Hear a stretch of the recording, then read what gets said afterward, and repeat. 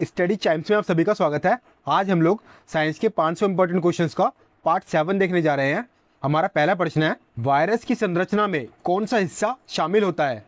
तो ये हमारा एक वायरस का डायग्राम मैंने बनाया है। इसकी जो मूल संरचना होती है ये काफ़ी ज़्यादा सिंपल होती है। ये मुख्य रूप से दो हिस्सों से मिलकर बना होता है। पहला होता है हमारा आनुवंशिक सामग्री, ये इसके अंदर में ये न्यूक्लिक एसिड है। इसके अंदर में हमारा या तो आरएनए हो सकता है, ठीक है, या फिर जो है वो डीएनए हो सकता है, ठीक है। दोनों नहीं होंगे, दोनों में से कोई एक होगा, या तो डीएनए होगा या फिर आरएनए होगा। तो एक हिस्सा तो हमारा आनुवांशिक सामग्री यानी कि हमारी जेनेटिक मटेरियल है।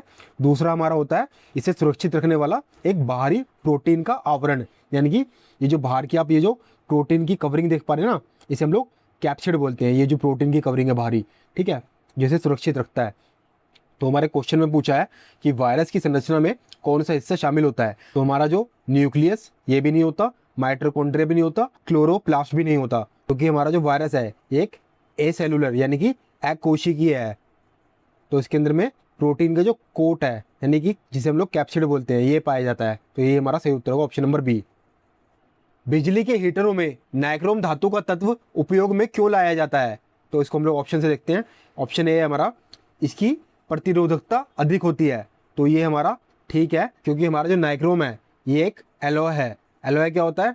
एलॉय जो एक एलिमेंट होता है हमारा, जो कि काफ़ी सारे जो एलिमेंट्स होते हैं उनके मिक्सचर से बना होता है। तो इसके अंदर में मैंगनीज होता है, निकेल होता है, क्रोमियम होता है और आयरन होता है, ठीक है। इसकी वजह से नाइक्रोम की जो प्रतिरोधकता है यानी कि इसकी जो रेजिस्टिविटी है वो बहुत ज़्यादा होती है। जो विद्युत का प्रभाव होता है उसको विरोध करती है, जिससे बहुत हाई हीट जो है वो जनरेट होती है, ठीक है, अधिक ऊष्मा उसमें निकलती है। ऑप्शन बी है हमारा, इसका गलनांक अधिक होता है, यानी इसका जो मेल्टिंग पॉइंट है, ठीक है, वो हाई होता है। तो ये भी हमारा बिल्कुल ठीक है, क्योंकि नाइक्रोम का जो गलनांक है यानी कि इसका जो मेल्टिंग पॉइंट है वो हमारा 1400 डिग्री सेल्सियस होता है, ठीक है, जो कि बहुत ज़्यादा है। इस कारण ये बहुत अधिक गर्मी होने पर भी पिघलता नहीं है और हीटर को सुरक्षित रखता है। ऑप्शन सी है हमारा, इसमें अधिक शक्तिशाली विद्युत धारा प्रवाहित की जा सकती है। तो ये भी हमारा बिल्कुल ठीक है। नाइक्रोम तार जो होती है ये अपनी हाई रेजिस्टिविटी के कारण अधिक शक्तिशाली विद्युत धारा को झेल सकती है बिना टूटे या खराब हुए। तो हमारे तीनों ही ऑप्शन सही है, यानी कि हमारा ऑप्शन नंबर डी जो है वो सही उत्तर होगा, यानी कि उपयुक्त सभी कारण, यानी कि ए, बी और सी तीनों सही हैं। प्लांट हार्मोन जो वृद्धि को नियंत्रित करता है उसका नाम क्या है। तो इसका सही उत्तर हमारा option number B, auxin. Auxin जो है ये एक वृद्धि नियंत्रक हार्मोन है, जो कि जो तना होता है ना उसके शीर्ष पर यानी कि उसके एपेक्स पर बनता है। कोशिका के बढ़ाव को बढ़ावा देता है, यानी कि ये सेल के जो है इलोंगेशन के काम आता है और पौधों को प्रकाश की ओर मुड़ने में मदद करता है, ठीक है। इस प्रोसेस को हम क्या बोलते हैं? फोटोट्रोपिज्म। जैसे आपने देखा होगा जो सूरजमुखी का जो पौधा होता है वो जैसे सूरज की जहाँ जहाँ रोशनी होती है वो वहीं पे मुड़ता रहता है। तो ये क्या होता है? फोटोट्रोपिज्म होता है। ये हमारा ऑक्सीन हार्मोन जो होता है ये पौधों को प्रकाश की ओर मुड़ने में मदद करता है। तो आपको ऑक्सीन और जिबरलिन इनमें कंफ्यूज नहीं होना, ये दोनों ही जो है वृद्धि हार्मोन है। लेकिन गिबरलिन जो है ये तने की जो लंबाई है, ठीक है, उसको बढ़ाता है, ठीक है, तो तने की जो हाइट है उसको बढ़ाता है। और जो ऑक्सीन है ये तने का जो शीर्ष भाग है ना उसको बढ़ाता है। इसके अलावा जो जिबरलिन है ये सीड का जर्मिनेशन यानी कि बीज का जो है अंकुरण करता है और फूलों के विकास में सहायक होता है, ठीक है। इथिलीन जो है हमारा ये एक गैसीय हार्मोन है जिसका मुख्य कार्य है फलों को पकाना और पत्तियों पे फलों का गिरना नियंत्रित करना है। इसके अलावा साइटोकिनिन क्या है? साइटोकिनिन का जो प्राथमिक कार्य है ये कोशिका विभाजन को प्रोत्साहित करना है, ठीक है, विशेष रूप से उन क्षेत्रों में जहां तेजी से विकास हो रहा हो, जैसे कि फल और बीज। शरीर में सबसे बड़ी कोशिका कौन सी है? तो इसका सही उत्तर है हमारा ऑप्शन नंबर ए, मानव अंडाणु। तो मानव अंडाणु यानी कि ह्यूमन ओवम जो है ये मानव शरीर की सबसे बड़ी कोशिका है। इसका जो डाया होता है वो लगभग 0.1 mm होता है, ठीक है, यानी कि 100 से लेके 120 माइक्रोन होता है। और अगर आपसे एग्जाम में मानव शरीर की सबसे छोटी कोशिका पूछी जाए, ठीक है, मानव शरीर की, तो क्या होगी? वो होगी मेल स्पर्म। ये मानव के शरीर की सबसे छोटी कोशिका होती है हमारी, ठीक है, जो मेल स्पर्म होता है। और अगर आपसे पूछा जाए पूरी दुनिया में सबसे बड़ी कोशिका कौन सी है, तो ये होगी हमारी ऑस्ट्रिच का जो एग होता है यानी कि शत्रुमुर्ग का अंडा, ये लार्जेस्ट सेल है पूरी दुनिया में। चमगादड़ अंधेरे में भी उड़ सकते हैं, किसकी वजह से? तो इसका सही उत्तर होगा option number B, ultrasonic waves की वजह से। तो चमगादड़ क्या करते हैं? ये अंधेरे के अंदर में पूरी तरीके से इकोलेशन टेक्निक का इस्तेमाल करते हैं। इसमें क्या होता है? चमगादड़ जो होते हैं ये हाई फ्रीक्वेंसी की अल्ट्रासोनिक जो वेव्स होती हैं वो उत्पन्न करते हैं, और जब ये तरंगे आगे किसी रुकावट या फिर जो वस्तु पर पड़ती हैं तो ये टकराकर वापस लौटती हैं। तो चमगादड़ उन्हें सुनकर आसानी से रास्ते की रुकावट और सटीक दूरी का अंदाजा लगा सकते हैं।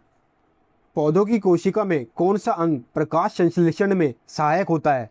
तो इसका सही उत्तर हमारा ऑप्शन नंबर बी, क्लोरोप्लास्ट। तो क्लोरोप्लास्ट जो होता है इसे हम लोग कोशिका का रसोई घर भी कहते हैं। ये ऐसा सेल ऑर्गेनल है जो सूर्य के प्रकाश को अवशोषित करने के लिए एक हरे रंग का वर्णक यानी कि ग्रीन पिगमेंट जो कि क्लोरोफिल होता है, ठीक है, इसको उत्पन्न करते हैं, और जो लाइट एनर्जी होती है उसको केमिकल एनर्जी में बदल देते हैं, जिससे पौधे अपना भोजन बना सकते हैं।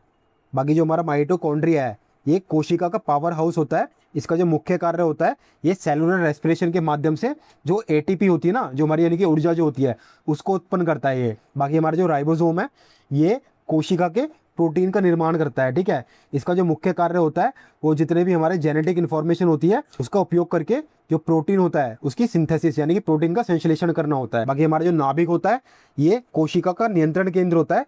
इसमें जो कोशिका होती है ना उसका जो अनुवांशिक पदार्थ यानी कि जेनेटिक मटेरियल हमारा जो डीएनए है वो होता है, और ये कोशिका की सभी गतिविधियों को नियंत्रित करता है। किस लौह अयस्क में सर्वाधिक लोहा मिलता है? तो इसका सही उत्तर हमारा ऑप्शन नंबर ए, मैग्नेटाइट।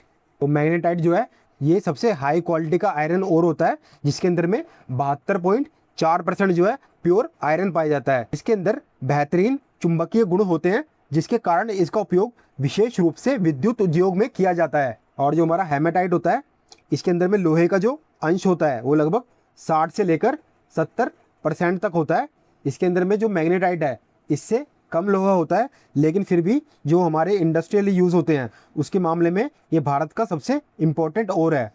क्यों ये इंपॉर्टेंट ओर है इंडिया का? क्योंकि भारत के अंदर में ये ज़्यादातर प्रचुर मात्रा में यही पाया जाता है। फिर है हमारा लाइमोनाइट। लाइमोनाइट को हम लोग ब्राउन ओर के नाम से भी जानते हैं। के अंदर जो लोहे की मात्रा होती है वो 40 से लेकर 60% तक होती है। फिर है हमारा साइडोनाइट। साइडोनाइट जो है ये सबसे लो क्वालिटी का जो है ओर होता है। इसके अंदर जो लोहे का ओर होता है ना वो 40% से भी कम होता है। इसमें जो अशुद्धियाँ होती हैं ज़्यादा होती हैं जिसकी वजह से जो आयरन का एक्सट्रैक्शन करते हैं उसके लिए सही नहीं माना जाता, ठीक है। दवा के अवशोषण में कौन सा अंग प्रमुख भूमिका निभाता है?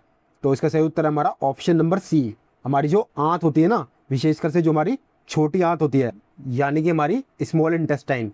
तो दवा का जो अवशोषण होता है ये हमारे मुंह और पेट में थोड़ा बहुत होता है, लेकिन जो इसकी जो मेनली जो इसका अवशोषण होता है वो हमारा आंत में ही होता है, ठीक है। हमारी जो छोटी आंत है इसकी जो है लार्ज सरफेस एरिया होता है और हाई परमेबिलिटी होती है, ठीक है, जिसकी वजह से ये दवा के अवशोषण के लिए सबसे ज़्यादा इंपॉर्टेंट अंग बन जाती है। गति की दिशा में बल लगाने पर क्या होता है? तो न्यूटन के सेकेंड लॉ के हिसाब से जो हमारा होता है force is equal to mass into acceleration, ठीक है। इसके अंदर में कोई अगर वस्तु है अगर वो चल रही है हमारी मोशन में है, अगर हमने इस पर फोर्स लगाई तो क्या होगा, इसके अंदर में जो हमारा ए है यानी कि एक्सेलरेशन है वो उत्पन्न होगा, जिसकी वजह से क्या होगा, जो हमारी फोर्स है वो हमारे मोशन की डायरेक्शन में अगर, तो जो एक्सेलरेशन है वो भी उसी डायरेक्शन में होगा, जिससे जो हमारा ऑब्जेक्ट है उसकी जो स्पीड है, ठीक है, उसकी स्पीड बढ़ जाएगी। तो हमारा इसका उत्तर क्या होगा, ऑप्शन नंबर ए, गति की दिशा में बल लगाने पर गति में वृद्धि हो जाती है, ठीक है, जो हमारी स्पीड है वो और बढ़ जाएगी। तो जैसे मान लो आप कोई साइकिल है, ठीक है, साइकिल को चला रहे हैं और मान लीजिए कोई पीछे से धक्का दे, ठीक है, उसी डायरेक्शन के अंदर में, तो साइकिल की स्पीड क्या करेगी, और भी ज़्यादा बढ़ जाएगी। वॉशिंग सोडा का रासायनिक सूत्र क्या है? तो इसका सही उत्तर होगा हमारा ऑप्शन नंबर सी, Na2CO3.10H2O। ये हमारा वॉशिंग सोडा का केमिकल फॉर्मूला है। रासायनिक रूप से सोडियम कार्बोनेट डाइका हाइड्रेट बोला जाता है। इसके अलावा Na2SO4 ये हमारा सोडियम सल्फेट का फॉर्मूला है जो मेनली डिटर्जेंट और कागज बनाने में यूज़ किया जाता है। तो हमारा CaOH होल ट्वाइस ये हमारा कैल्शियम हाइड्रोक्साइड का सूत्र है, जिसे बुझा हुआ चूना यानी कि हमारा स्लेक्ड लाइम बोलते हैं, ठीक है। और NaHCO3 ये हमारा बेकिंग सोडा जिसे हम लोग खाने का सोडा बोलते हैं, ये उसका सूत्र है। हाइड्रोक्लोरिक अम्ल और अमोनिया प्रतिक्रिया करके क्या बनाते हैं? तो हमारा जो HCl यानी कि हाइड्रोक्लोरिक एसिड और अमोनिया गैस यानी कि NH3 जब ये रिएक्शन करते हैं तो मिलकर NH4Cl यानी कि हमारा अमोनियम क्लोराइड बनाते हैं। तो हमारा ऑप्शन नंबर ए ठीक होगा, अमोनियम क्लोराइड। किस विटामिन की कमी से गर्दन की ग्रंथियां सूजी हुई दिखाई देती हैं? तो इसका सही उत्तर है ऑप्शन नंबर बी, आयोडीन। तो जो आयोडीन होता है ये हमारा जो थायराइड हार्मोन होता है उसके उत्पादन के लिए आवश्यक खनिज है। हमारे आहार के अंदर में इसकी कमी होती है तो थायराइड की ग्रंथि हार्मोन बनाने के लिए अधिक मेहनत करती है और आकार में बढ़ जाती है, जिसे हम लोग घेंगा रोग कहते हैं। ठीक है, क्या कहते हैं? गोइट्रे। ठीक है, हिंदी के अंदर में घेंगा। बाकी विटामिन सी जो है इसकी कमी से हमारा स्कर्वी रोग होता है, जिसमें हमारे जो मसूड़े होते हैं उससे खून आना स्टार्ट हो जाता है। और जो हमारा कैल्शियम होता है इसकी कमी से जो हमारी हड्डी और जो दांत हैं ये कमज़ोर हो जाते हैं। और विटामिन डी की जो कमी होती है इसमें इसकी कमी से बच्चों के अंदर रिकेट्स नाम की जो बीमारी है वो हो जाती है। और एडल्ट्स के अंदर में जो बड़े होते हैं उनके अंदर में हड्डियों की कमजोरी यानी कि हमारी ऑस्टोमेलेशिया हो जाती है। डीएनए का पूरा नाम क्या है? तो इसका सही उत्तर हमारा option number A, deoxy ribonucleic acid. तो हमारा जो डीएनए है ये जो जितने भी हमारे जीवित जीव होते हैं उनके अंदर में जो भी जेनेटिक इन्फॉर्मेशन होती है उसको एक पीढ़ी से दूसरी पीढ़ी तक ले जाने का कार्य करता है। इसके अंदर में जो स्ट्रक्चर होता है वो हमारा डबल हेलिक्स स्ट्रक्चर होता है। ठीक है, एक हेलिक्स ये हो गया, दूसरा हेलिक्स ये हो गया। ठीक है, इसकी जो खोज की थी ये जेम्स वॉटसन ने 1953 के अंदर में की थी। पाचन तंत्र में भोजन का पहला पाचन किस अंग में शुरू होता है? तो इसका सही उत्तर है ऑप्शन नंबर बी, मुंह के अंदर में। भी हम लोग भोजन को चबाते हैं तो वो बड़े टुकड़े से छोटे छोटे टुकड़ों में टूटना स्टार्ट हो जाता है। फिर जो हमारे मुंह की लार होती है इसके अंदर में अमाइलेज या फिर टाइलिन नामक एंजाइम होता है जो भोजन में मौजूद जितनी भी स्टार्च होती है ना, जो हमारी कार्बोहाइड्रेट, उसको सिंपल शुगर के अंदर में तोड़ना शुरू कर देता है। फिर भोजन हमारा सीधा हमारे पेट के अंदर में चला जाता है और वहाँ पर जो HCl है यानी कि हाइड्रोक्लोरिक एसिड वो उसके अंदर में मिल जाता है और जितने बैक्टीरिया वगैरह होते हैं उनको नष्ट कर देता है। लेकिन जो पहला पाचन स्टार्ट हमारा होता है वो मुंह के अंदर ही होता है। पोषण में किस विटामिन की कमी से रिकेटस होता है? तो इसका सही उत्तर हमारा option number C, vitamin D की कमी से। तो इसके अंदर में बच्चों की जो हड्डियां होती हैं वो नरम और कमजोर हो जाती हैं। विटामिन डी शरीर को भोजन से कैल्शियम और फॉस्फोरस को अवशोषित करने में मदद करता है, जो मजबूत हड्डियों के लिए काफ़ी लाभदायक होता है। बाकी हमारा जो विटामिन ए है इसकी कमी से हमारा रतौंधी यानी कि नाइट ब्लाइंडनेस हो जाता है और आंखों से संबंधित रोग होते हैं। विटामिन बी की कमी से हमारे जो बैरी बैरी या फिर जो अनीमिया जैसे रोग हैं वो हो जाते हैं। और विटामिन सी की कमी से हमारा स्कर्वी रोग हो जाता है। तो आज हमने 500 साइंस के इंपॉर्टेंट क्वेश्चंस का पार्ट 7 देखा। मैं आशा करता हूँ कि आपको ये पार्ट काफ़ी अच्छा लगा होगा। धन्यवाद।